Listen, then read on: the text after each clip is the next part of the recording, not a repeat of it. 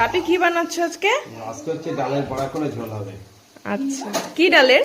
মসুর ডাল দিয়ে। কি দিবা ফার্স্টে? সাদা জিরা ফোড়ন, লঙ্কা, এর মধ্যে একটা মশলা করেছি সমস্ত রকম মিশিয়ে। হ্যাঁ। দুটো পেঁয়াজ আছে, হ্যাঁ। একটা ছোট টমেটো আছে, 2-4 কোয়া রসুন, একটুখানি আদা, হাফ চামচ জিরা, হাফ চামচ ধনিয়া দিয়ে সব একসাথে পেস্ট করে, লঙ্কা কাঁচা লঙ্কা সব একসাথে দিয়ে পেস্ট করে ভাজা ভাজা করতে হবে। পরিমাণ মতো তার সাথে দিয়ে দিচ্ছি পরিমাণ মতো লবণ। আর এবার ভালো করে মশলাটা কষিয়ে নিতে হবে। আসলে আজকে রান্নাটি কিন্তু বাপির করা, আর বাপির কাছ থেকেই আমরা রান্না শিখেছি। গরম জল দিয়ে হ্যাঁ। আবার সেটাকে ভালো শুকাতে হবে। যেহেতু বড়াগুলো জল রসকে টেনে নেবে, ঝোলকে টেনে নেবে, তাই একটু জল বেশি দিতে হবে। এবার ঢেকে দিলাম,